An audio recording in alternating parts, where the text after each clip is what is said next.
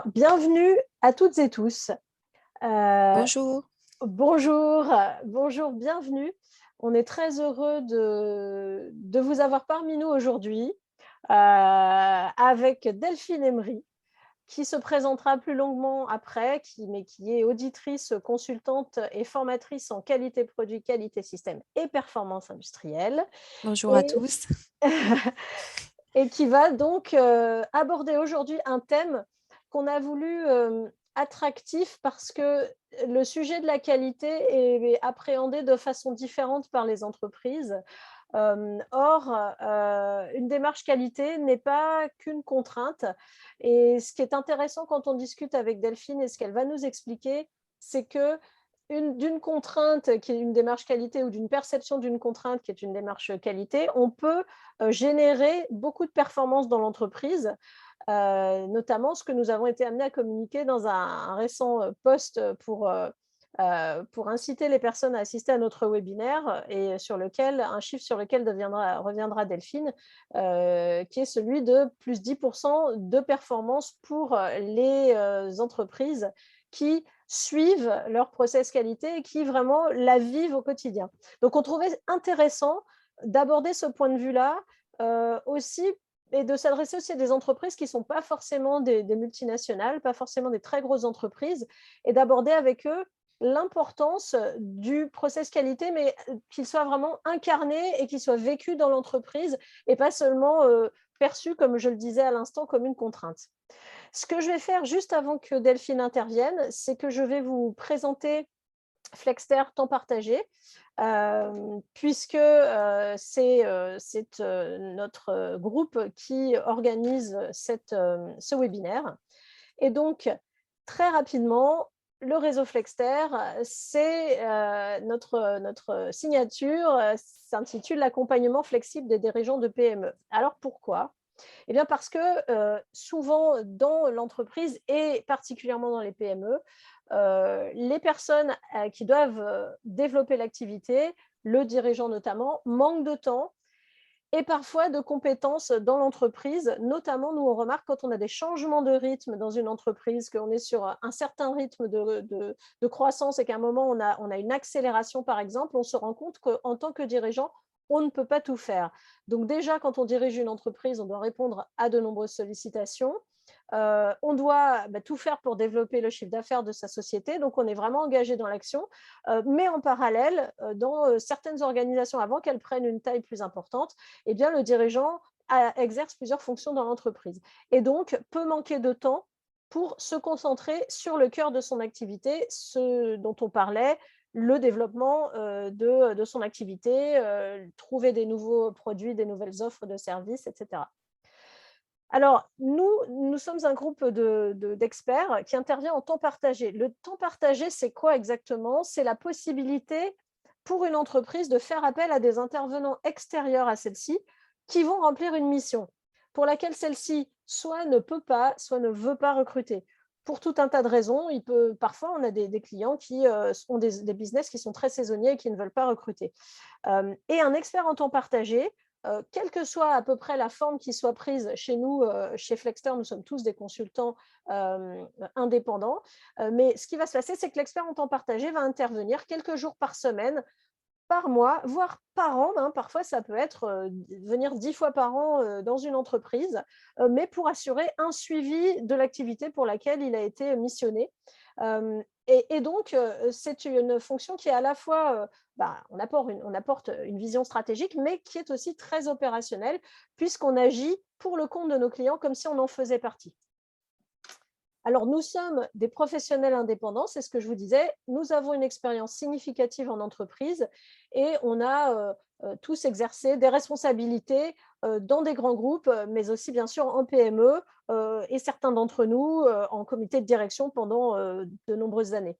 Ce qui est important, c'est que cette expérience, elle n'est pas là juste pour faire joli, c'est qu'elle est nécessaire, un peu à l'instar du management de transition, pour que quand on va intervenir chez vous, quand on va intervenir chez nos clients, du premier jour, il faut qu'on se mette très vite dans le bain hein, qu'on prenne les dossiers en main rapidement.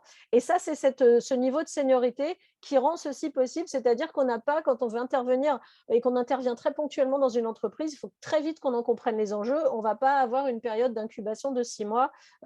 Sinon, c'est trop lent pour nos clients. Nous avons des compétences diverses qu'on retrouve sur notre site internet, qui vont passer par le marketing, la communication, qui sont mes compétences d'origine, jusqu'aux compétences en RSE, par exemple, et notamment dans le domaine de la qualité. C'est la raison pour laquelle Delphine intervient aujourd'hui. Nous proposons aussi des offres qui sont diverses, qui peuvent être des offres de conseils ponctuels, mais aussi, justement, ce que je vous disais, le fait d'assumer un poste de responsable opérationnel quelques jours par an, par mois ou par semaine. À noter une offre qui nous tient à cœur, qui est une offre qui s'appelle Flex Tandem, où nous encadrons un junior que vous avez recruté, soit un ou une apprentie, soit un ou une jeune femme qui vient d'être embauchée, qui sort de ses études. Et si la compétence en interne n'existe pas ou qu'il vous manque du temps pour encadrer ces jeunes, eh bien nous nous proposons, dans toutes nos fonctions, de les guider, de les piloter, de cadrer leur activité pour atteindre vos objectifs, comme si on était des managers extérieurs. Donc ça, c'est une offre qui me tient à cœur vraiment parce que ça fonctionne bien et on apprécie beaucoup accompagner vos juniors. Vous le reverrez dans le replay. Pour accéder à mes coordonnées en particulier, on peut scanner ici.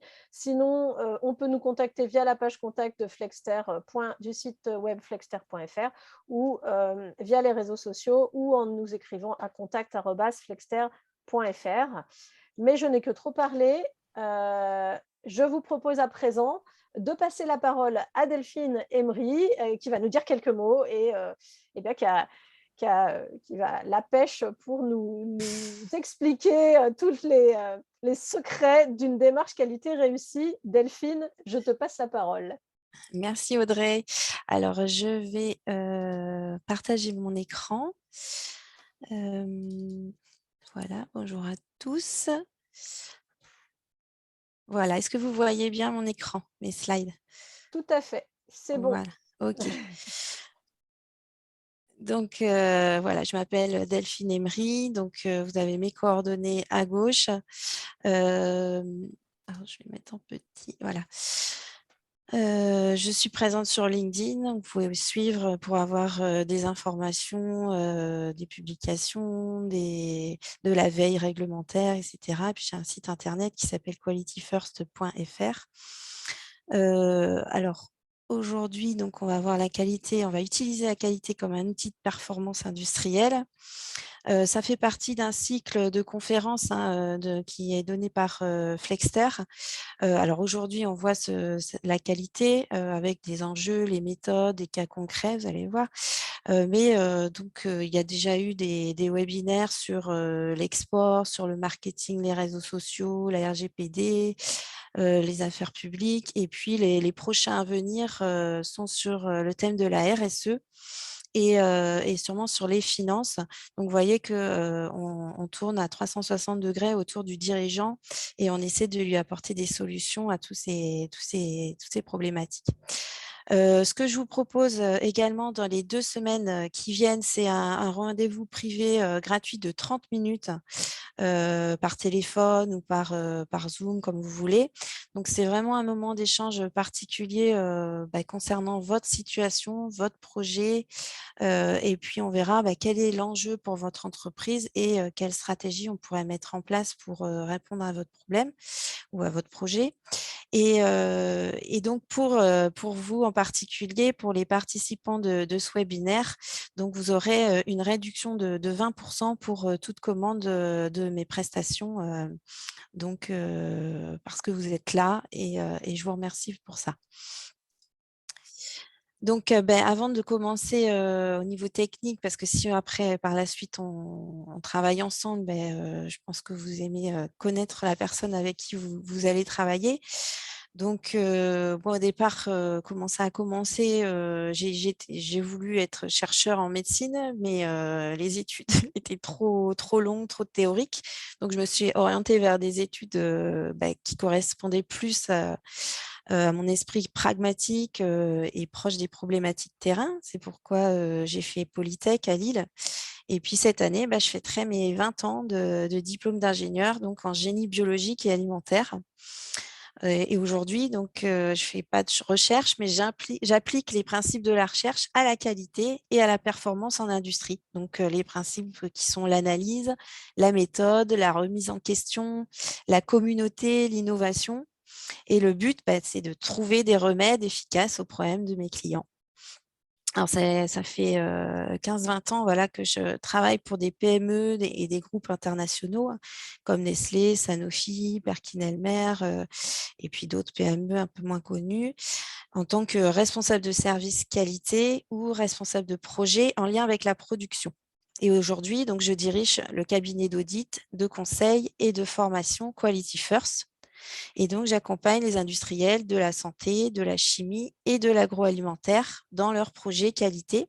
Et je les aide donc à utiliser leur système de management qualité comme un outil de performance et d'excellence opérationnelle, toujours dans le but d'augmenter la croissance de l'entreprise. Donc, sur le terrain, au sein de ces PME, de ces multinationales, j'étais confrontée à tout type de problèmes, de méthodes qui sont très efficaces. Et aujourd'hui, donc, je propose à mes clients ce qu'il y a de meilleur, de plus rentable pour leur entreprise, en l'adaptant bien sûr à leur culture interne et à leur histoire. Donc, mon message aux dirigeants, c'est que je sais que le métier de responsable qualité n'est pas facile et que le métier de dirigeant encore moins. Le burn-out est jamais très loin, d'où l'intérêt de se faire aider avant que cela devienne une urgence absolue. Il ne faut pas croire qu'on va y arriver tout seul. Il faut oser se laisser accompagner pour mieux anticiper les problèmes et les résoudre. Alors, je vais mettre ma webcam parce que je ne l'avais pas mise. Excusez-moi, je viens de m'en apercevoir. Du coup, Delphine, j'en profite juste pour rappeler ce que je n'ai pas dit. N'hésitez pas, si vous avez des questions, à les poser dans le chat du Zoom, de notre outil. Et bien sûr, on répondra à toutes vos questions. Moi, je les rassemblerai et puis je les poserai à Delphine, mais vous pourrez aussi les poser, bien sûr. Elle vous répondra directement. Voilà, petit aparté. Je te laisse la parole. Alors oui, sauf que j'ai mis tous les commentaires en petit. Donc, tu me diras s'il y a des questions, s'il te plaît. Oui, oui, bien sûr, bien Ça, sûr, ça me... bien sûr. Je J'ai mon surveille ça. assistante. Merci. Oui, voilà. Donc, n'hésitez pas à vous faire accompagner pour anticiper les problèmes et les résoudre parce que n'attendez pas d'être dans l'urgence. Vraiment, quand la qualité, comme disait Audrey, est vraiment ancrée dans la culture de l'entreprise et que ce n'est pas une contrainte, ça fait vraiment grandir l'entreprise, tant au niveau financier qu'au niveau humain. Et donc, l'enjeu pour moi, c'est que mes clients et leurs salariés soient dans la course et qu'on la gagne ensemble. Alors, je fais gagner du temps aux responsables qualité. J'apporte un regard extérieur, j'apporte des méthodes efficaces, je forme le personnel, j'audite au niveau réglementaire et j'accompagne à l'obtention de certifications, donc spécifiquement dans chaque secteur dont je vous ai parlé, donc les industries de santé, de la chimie et de l'agroalimentaire. Alors, au sommaire de ce webinaire, donc, on va voir un peu quelles sont les idées reçues sur la qualité. Qu'est-ce que la culture qualité? Qu'est-ce que ça apporte? Les coûts de non-qualité, les méthodes, les normes et la digitalisation. Et je ferai une petite conclusion. Donc, c'est toujours un peu compliqué pour moi de mettre un ordre sur les choses parce que c'est vrai que pour moi, tout est intimement lié. C'est un cercle vertueux, en fait, parce que baisser les coûts de non-qualité, ça fait partie du travail de la qualité et c'est vraiment un moyen simple de se structurer et c'est de se baser sur les normes. Les normes permettent vraiment d'instaurer une culture de la qualité et la culture de la qualité permet de diminuer les coûts de non-qualité. Donc, voilà, c'est un cercle vertueux et tout est lié. Alors, la démarche qualité, c'est une notion qui est omniprésente dans les entreprises.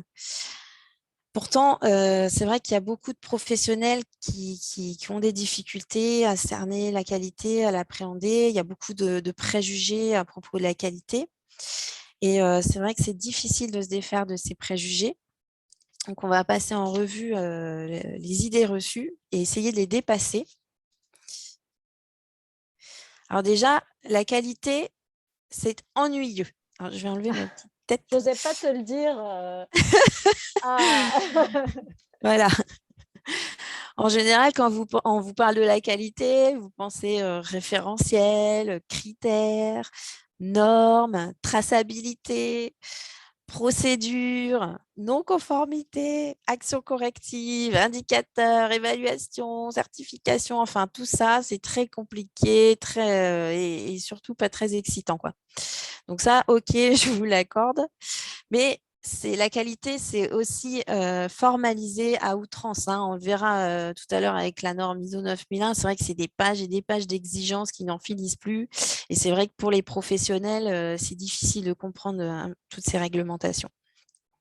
Mais la qualité, c'est pas que ça, on le verra après. Et c'est vrai que dans la pratique, c'est la qualité, je vous l'accorde aussi, il y a beaucoup de paperasse à gérer. Donc, c'est des procédures à créer, à mettre à jour, à diffuser, des incidents, des réclamations clients à traiter, des indicateurs à observer régulièrement. Donc ça, OK, on est d'accord. Ça en fait partie. Mais en fait, au-delà de tout ce vocabulaire, de l'aspect administratif, la qualité, c'est pas si ennuyeux que ça parce qu'elle est vraiment au cœur de vos préoccupations.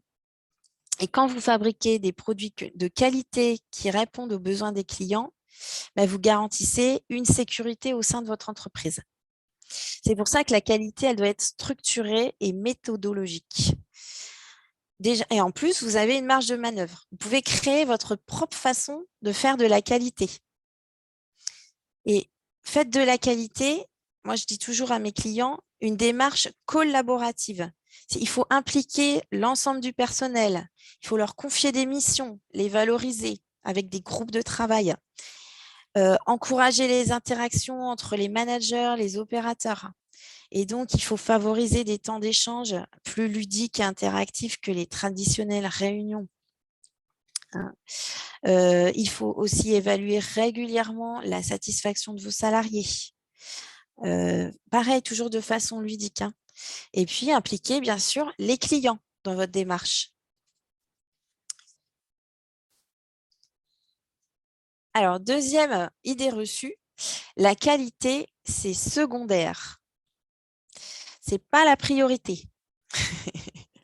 Alors, effectivement, la qualité, ce n'est pas obligatoire. Alors, sauf dans certains secteurs où il y a la réglementation, mais la qualité, globalement, ce n'est pas une obligation légale. Les tâches que vous avez à mener dans l'entreprise, elles sont multiples. Donc, entre les demandes entrantes, l'achat des matières premières, la préparation des commandes, les affaires réglementaires, la gestion des équipements, c'est vrai que c'est difficile de vous dégager du temps pour mettre en place une démarche qualité vraiment structurée.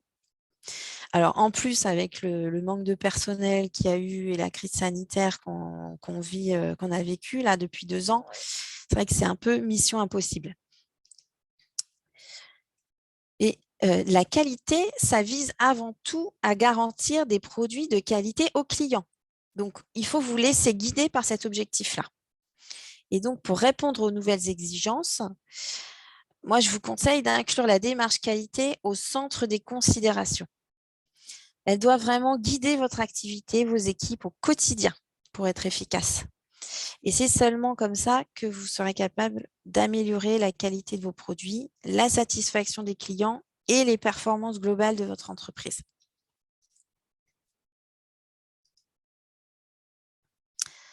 Alors, autre idée reçue, la qualité, c'est l'affaire de la direction. Alors, c'est dommage parce qu'on ne voit pas, il n'y a pas l'animation des slides. Ah mince, ouais, ça ne Ouais, fonctionne pas. tout arrive d'un coup. Mais Ah bon, oui, bon. Bon. voilà, c'est pas très grave.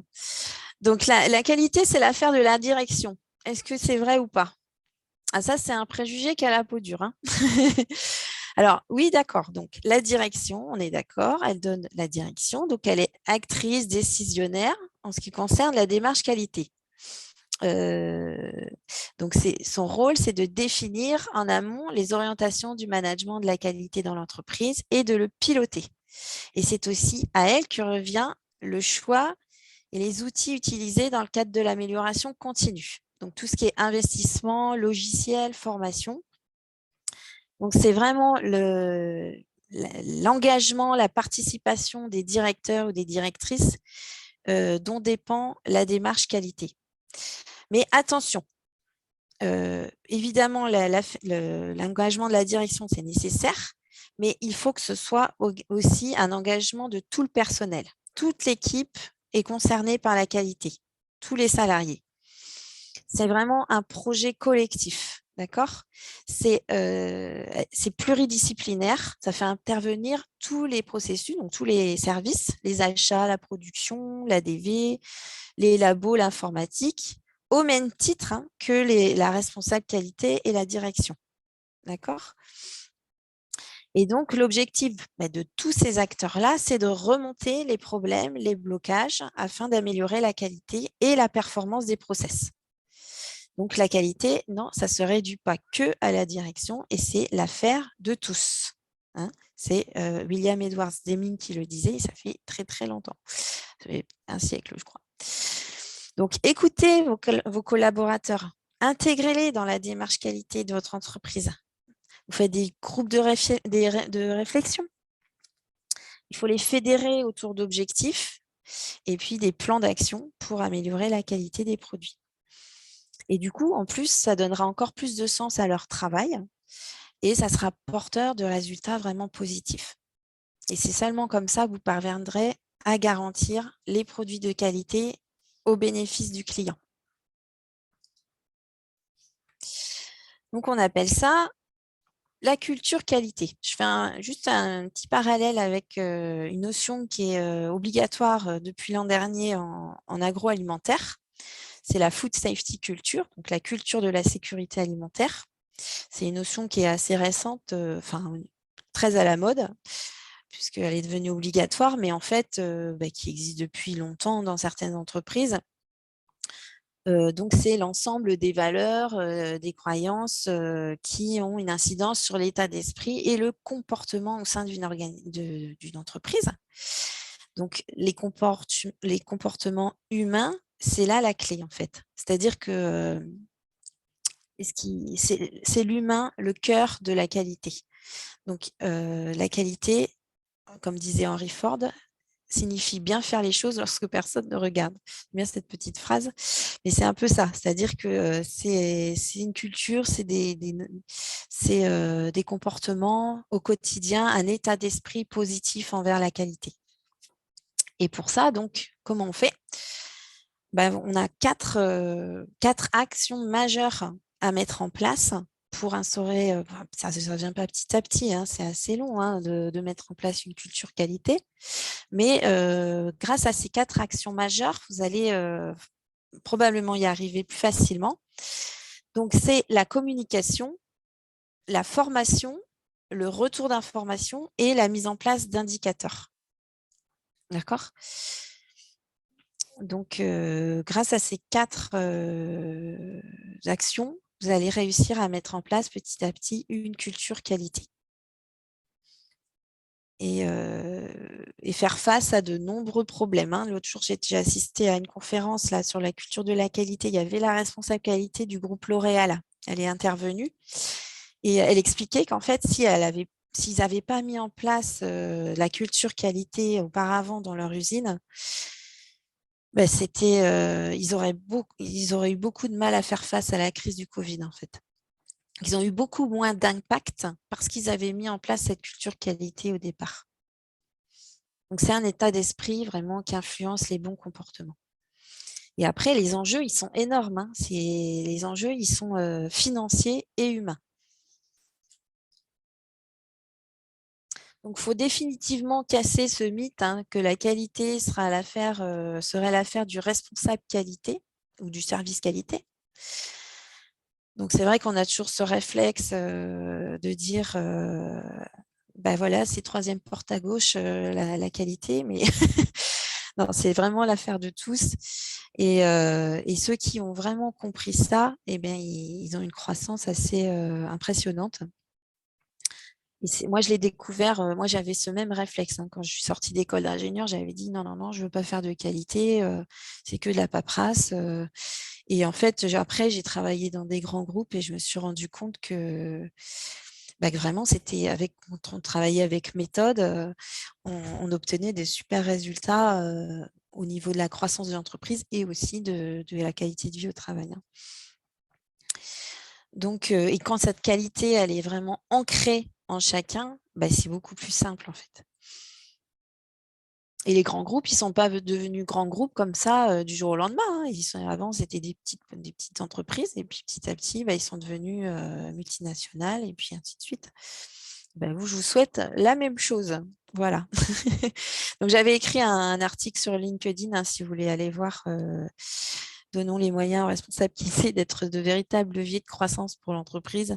J'avais interrogé une centaine de responsables qualité de mon réseau et donc on avait étudié un petit peu tous les leviers qu'on pouvait avoir pour faire performer l'entreprise. Alors, autre idée reçue, la qualité, ça coûte cher. Et plus les entreprises sont petites, plus les dirigeants demandent un retour rapide. Alors, effectivement, répondre aux multiples exigences du management de la qualité, ça demande un investissement financier et humain. OK. Alors, tout dépend quand même du point de vue. Il ne faut pas le voir comme une dépense. Il faut le voir comme un investissement. Parce que investir dans votre démarche qualité, vous allez aller améliorer vos processus internes et vos services. Donc, c'est une réduction énorme de tous les événements indésirables déjà, une meilleure gestion de vos processus, de votre documentation, une meilleure gestion de vos équipes. Donc, vous allez gagner en productivité et les clients seront satisfaits également. Donc, finalement, c'est un vrai investissement et pas un coût et pas juste une dépense. Alors, pourquoi? Parce que déjà, on va commencer par la base. Normalement, si je ne me trompe pas, si on fait vente moins coût, on obtient des bénéfices. Audrey, tu seras d'accord avec moi. Oui, si vous suivez bien. C'est pas mal. Quand il y a de l'argent qui rentre, moins l'argent qui sort. Et normalement, si c'est positif, il y a des bénéfices. Alors, vous allez me dire, on n'a pas la main sur le prix de vente. Il est fixé sur le marché. Oui, OK. Mais les commerciaux, ils me disent tout le temps, chez mes clients, oui, on nous demande toujours plus, on veut bien aller vendre, mais nous, il nous faut des solides arguments pour vendre. On veut des belles gammes définies de façon stratégique, des bons produits. Et du coup, après, ils vont être fiers de leur entreprise et vraiment convaincus de la qualité de ce qu'ils vendent. Donc, ça joue quand même. Et vous êtes aussi acheteur. Quand vous allez acheter entre deux marques, vous allez choisir laquelle? Vous n'allez pas forcément choisir la moins chère. Vous allez choisir celle qui va correspondre le mieux à votre besoin.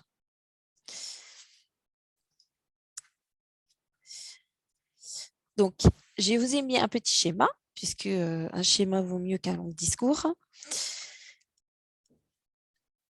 Alors, vous avez la qualité attendue. La qualité prévue n'est pas forcément la qualité attendue. Ensuite, on a la qualité obtenue après le process, qui n'est pas forcément la qualité prévue au départ. Et ensuite, on a la qualité qui est perçue finalement par le client, qui ne sera pas forcément la même que la qualité obtenue en fin de process. Et donc, pour ça, il faut qu'il y ait des petits égales partout. Et donc, la qualité, ça sert à ça. Ça sert à ce que la qualité perçue par le client soit égale au cahier des charges initial, à ce que le client voulait initialement. Et la qualité, la perception de cette qualité, ça va vous permettre de vendre plus cher. Donc déjà, vous allez augmenter vos ventes. Les concurrents, ils vous informeront, ils ne vous attendront pas quand ils vont mettre en place des méthodes, qu'ils vont baisser leurs coûts, ils vont développer leur productivité. Ils ne vont pas vous le dire, eux. Donc, attention. Et la productivité, donc, ça permet d'être concurrentiel au niveau du tarif, parce que vous allez produire à moindre coût. OK? Donc, vous allez pouvoir être concurrentiel.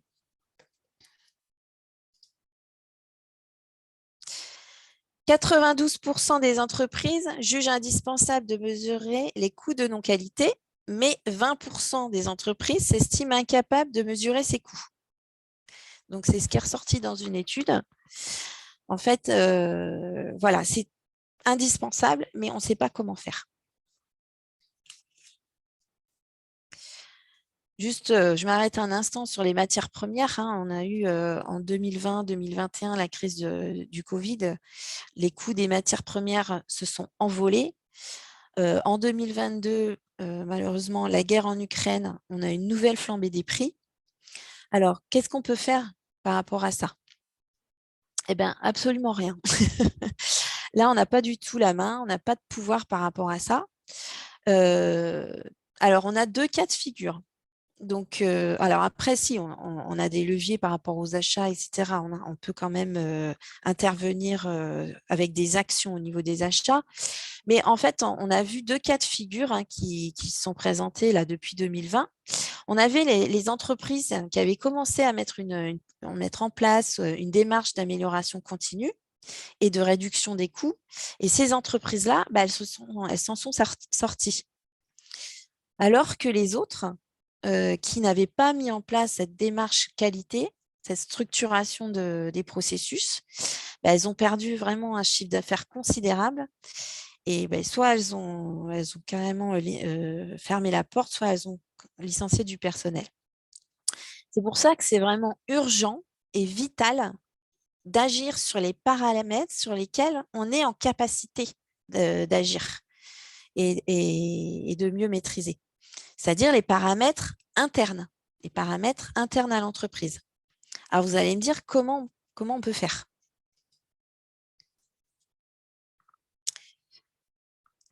Alors, on peut agir sur tous ces coûts de non-qualité. D'accord ? Une étude aussi a révélé que les coûts de non-qualité représentaient 7 à 15% du chiffre d'affaires ou 2/3 du bénéfice brut. Et parfois, ça peut monter jusqu'à 20% dans certaines entreprises. Donc, c'est absolument énorme. Et donc, pour une entreprise, faire de la qualité, ça permet de gagner de l'argent. Et à l'inverse, la non-qualité coûte de l'argent. Alors, pourquoi, vous allez me dire? Parce qu'en fait, il est beaucoup plus coûteux de corriger les défauts ou les erreurs que de bien faire du premier coup.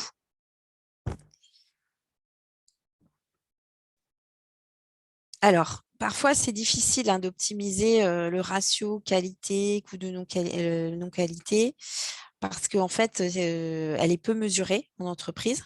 D'ailleurs, il y a une perception assez très différente en fait, entre la perception du dirigeant et celle des employés de terrain en général.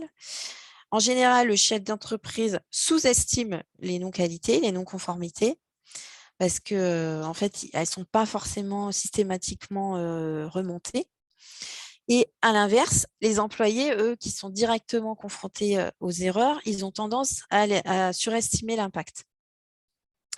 Alors, il existe des solutions pour quantifier la non-qualité. Donc, on peut mettre en place des points de contrôle, des indicateurs. Alors, attention, je dis toujours attention aux indicateurs. Il faut qu'ils soient, comme on dit, smart, donc vraiment bien faits et utiles.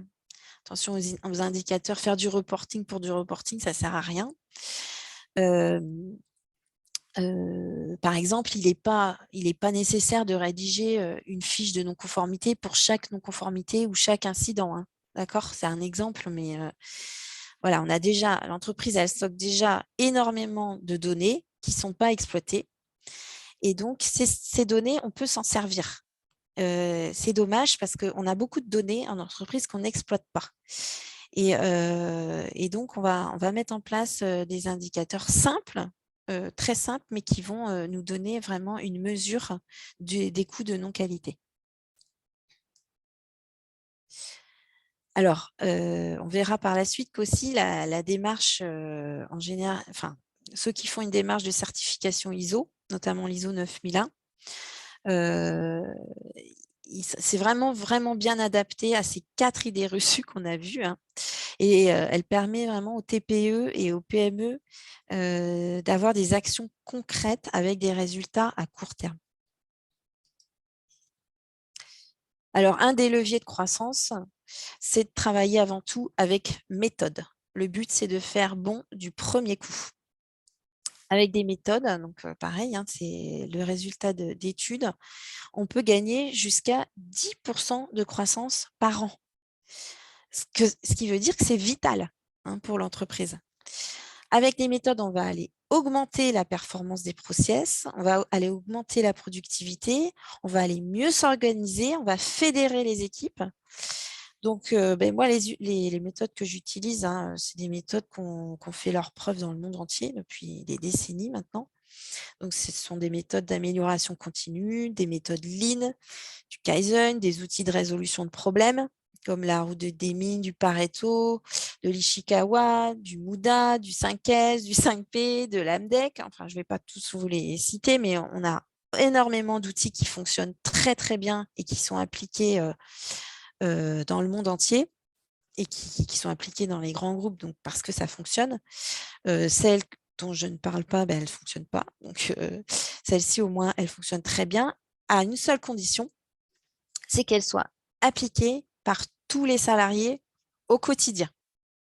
Alors, peut-être pas l'AMDEC, mais en tout cas, il faut donner des outils de résolution de problèmes au quotidien aux salariés.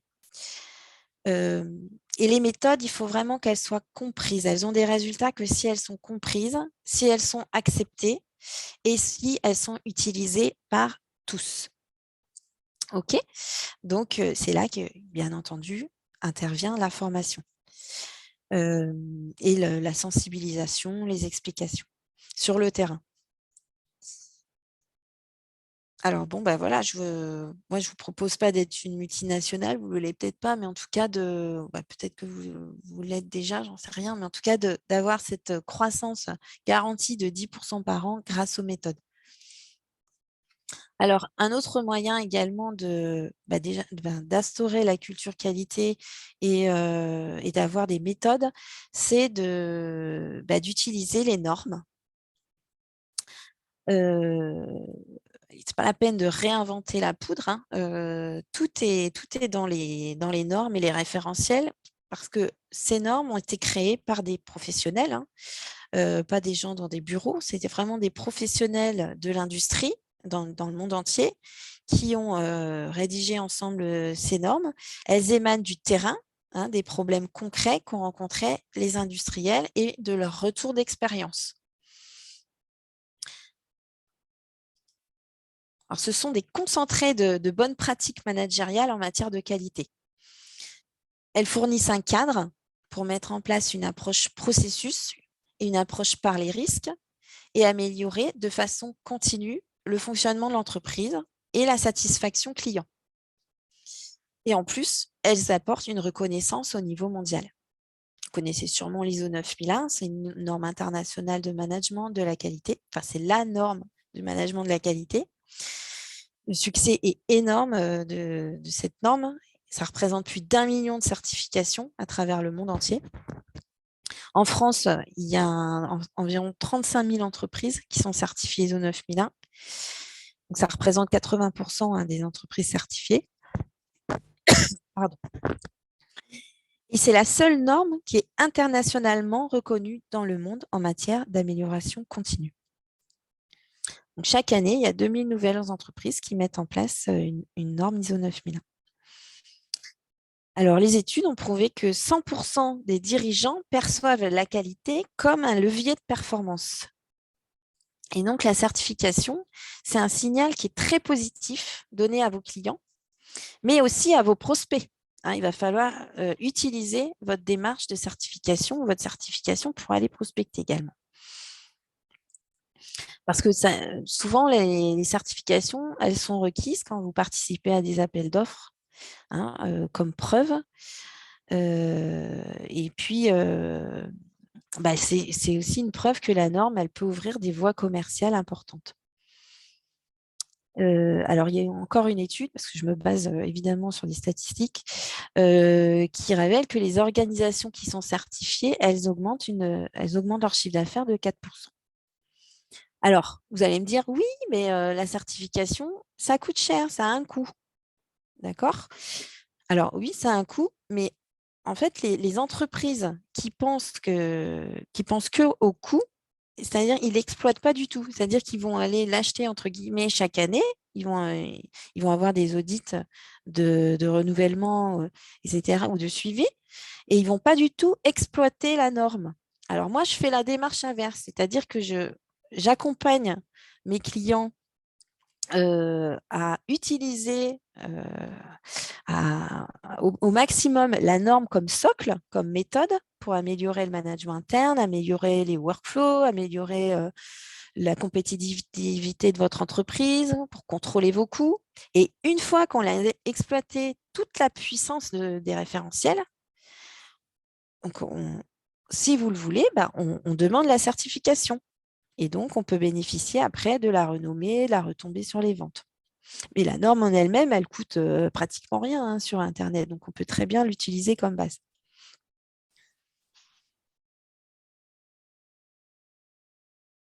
Alors, je regarde l'heure.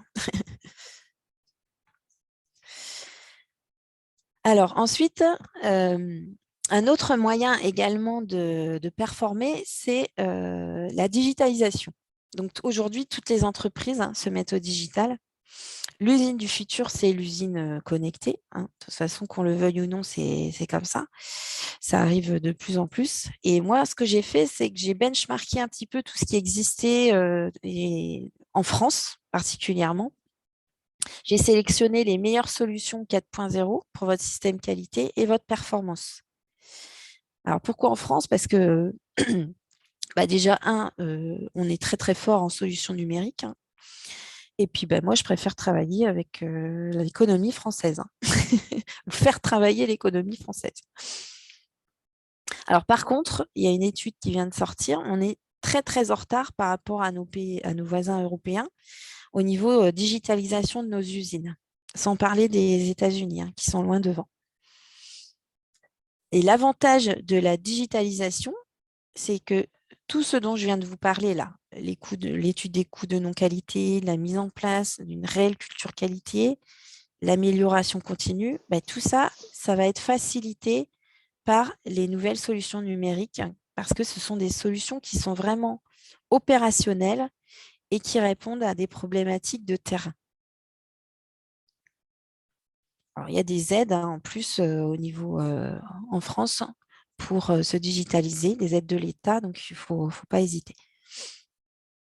Alors là, c'est dommage que ça apparaisse tout d'un coup, mais bon, ce n'est pas grave. Donc, il existe des solutions conviviales, collaboratives et qui peuvent se connecter également à vos logiciels internes, votre ERP ou vos autres logiciels qui sont déjà installés et qui peuvent vous permettre la traçabilité en temps réel de vos produits et de votre système qualité par tous les collaborateurs. Alors, à chaque fois, ce n'est pas forcément la même solution digitale que je vous propose là. L'analyse des données en ligne, la déclaration en ligne des incidents, des événements de production directement par les opérateurs. On peut également étudier les incidents les plus coûteux, le traitement collaboratif et efficient des incidents. Ensuite, on peut également, grâce aux outils digitaux, piloter des plans d'amélioration, notamment par les managers de proximité, beaucoup plus facilement. Donc, tout ça est relié à des tableaux de bord interactifs avec des KPIs, donc c'est des indicateurs. Et puis, le retour d'expérience aussi. Et ça permet, bien sûr, la communication ludique en temps réel partout dans l'entreprise. Donc, c'est vraiment intéressant. Puis aujourd'hui, les entreprises, au-delà de la qualité, vous le verrez aussi à l'autre webinaire, elles cherchent à minimiser l'impact environnemental de leurs process et de leurs produits. Et la digitalisation des process, ça s'inscrit complètement dans une démarche RSE. Alors, bien sûr, tout l'art de mon travail, moi, c'est de bien comprendre les enjeux, vos enjeux, les enjeux de mes clients, et de m'adapter au niveau de maturité de l'entreprise pour apporter une démarche de digitalisation sur mesure, avec le bon tempo. Donc, c'est à votre rythme et avec votre budget. Et le but, bien sûr, c'est que le ROI soit très rapide, donc le retour sur investissement. Et c'est vrai qu'avec la digitalisation, on a un retour sur investissement très rapide. Alors, j'ai presque fini. Donc finalement, vous avez compris qu'il vaut mieux avoir une vision à long terme, investir aujourd'hui pour demain et privilégier la qualité durable au détriment de la profitabilité à court terme. Alors, ne vous contentez pas du juste qualité, mais de l'excellence. Voilà, donc j'espère que vous serez convaincus autant que moi et que mes clients des enjeux pour votre entreprise. Alors là, ça va être difficile d'échanger parce qu'on va devoir rendre l'antenne, comme on dit. Mais si vous voulez, vous pouvez prendre rendez-vous avec moi et puis on discutera de vos problématiques, de votre entreprise, de comment vous fonctionnez. Alors, 2 conseils en conclusion. N'attendez pas l'urgence, d'accord? N'attendez pas non plus, pour des petites entreprises, de faire grandir votre entreprise. Ce n'est pas juste de la mise en place de documents, la qualité. Ça doit vraiment faire partie intégrante de la création de l'entreprise. Elle va vraiment accompagner la croissance et elle va même l'impulser, la croissance de l'entreprise, en la structurant. Donc, n'hésitez pas à vous faire aider, parce que contrairement à ce qu'on pense, on n'y arrive pas tout seul. Et non seulement, ça demande quand même des compétences assez précises et ça demande une grande expérience. Alors, je ne dis pas que vous ne l'avez pas, vous l'avez peut-être, très bien, mais vous ne pouvez pas faire tout seul. Donc, c'est impossible, même si vous avez des équipes, elles n'ont pas forcément le temps. Donc, n'hésitez pas, osez vous faire accompagner par un expert. Et en fait, ce qu'on apporte, nous, c'est que ça va aller 10 fois plus vite, quoi. Ça va être beaucoup plus efficace. Et ça peut être également dangereux pour l'entreprise de ne pas faire le pas. Donc, moi alors ça n'a pas été dangereux, mais j'ai fait l'erreur au départ de vouloir créer mon site internet toute seule, comme une grande. Et en fait, je savais exactement ce que je voulais, moi. Et donc, j'ai acheté WordPress pour les nuls. J'ai essayé, là, 2-3 soirs. Et en fait, j'ai vite compris que j'y mettrais un temps fou. Donc, après, j'ai fait appel à un webmaster, pas cher. Il a mis à peu près 3 mois pour comprendre ce que je voulais. Et il m'a fait un truc moche et j'ai payé. Et puis, en fait, j'ai dit au revoir et j'étais complètement insatisfaite. Donc, j'ai perdu mon temps, j'ai perdu mon argent. Et après, j'ai fait appel à une vraie professionnelle. J'ai fait appel à une vraie experte. Et déjà, elle a compris tout de suite ce que je voulais. Elle a tout de suite compris ma situation, où je voulais aller, quels enjeux étaient les miens. Et après, elle m'a conseillé. Elle a pris en compte aussi mes contraintes de délai. Et puis, on a réalisé exactement ce que je voulais ensemble. Et aujourd'hui, j'ai que des retours positifs de mon site internet qualityforce.fr et je suis super contente. Et du coup, je lui ai fait faire mes cartes de visite, mes plaquettes. Et en fait, c'est pour vous expliquer que mes clients, ils font appel à moi exactement pour les mêmes raisons.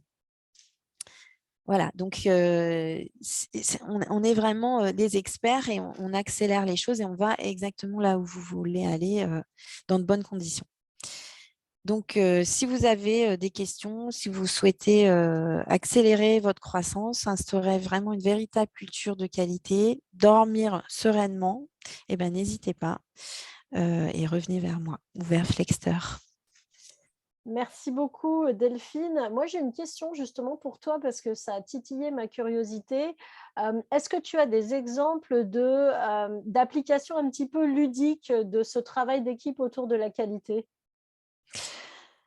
Un petit peu ludique, ça peut être par exemple pour la mise en place de la culture qualité, on peut faire des simulations, par exemple. D'accord.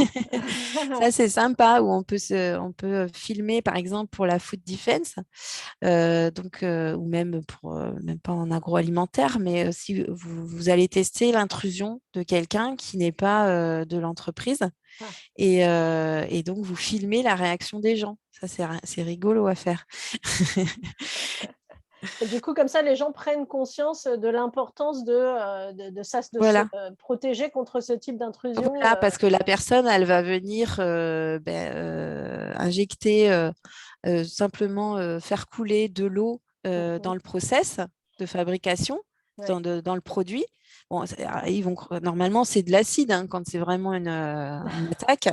Mais là, bon, admettons, voilà, c'est pour voir la réaction des gens. Et ça marque bien les esprits. Et je peux vous dire que la deuxième fois, si ça se reproduit, qu'il y ait quelqu'un qui rentre et qui n'est pas identifié comme étant de l'entreprise, ou quelqu'un qui visite mais qui est vraiment clairement identifié, bah, les gens réagissent vraiment.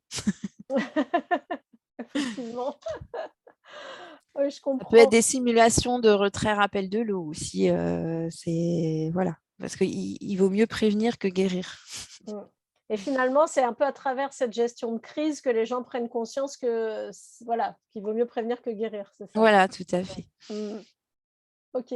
Les audits croisés aussi, les vies ma vie, c'est sympa aussi pour avoir un œil extérieur. Donc moi, je forme je forme les auditeurs internes parce qu'on peut pas être auditeur interne du jour au lendemain non plus.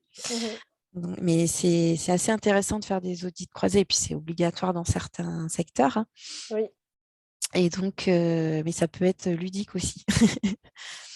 Et donc, ce que tu rappelais quand on s'était parlé, c'est aussi sur un autre sujet que la norme ISO 9001, tu m'avais dit, c'est vraiment la norme de la satisfaction client. Donc ça, c'est Exactement. important, hein, ouais. Ouais. Parce qu'aujourd'hui, de plus en plus d'entreprises qui peut-être par le passé étaient tournées plus un peu vers leur propre process à eux, commencent à prendre conscience de l'importance de mettre le client au cœur de leur démarche. Et donc, toi, tu m'as dit, bah oui, bah justement, la norme ISO 9001, ça permet exactement de faire ça. Exactement.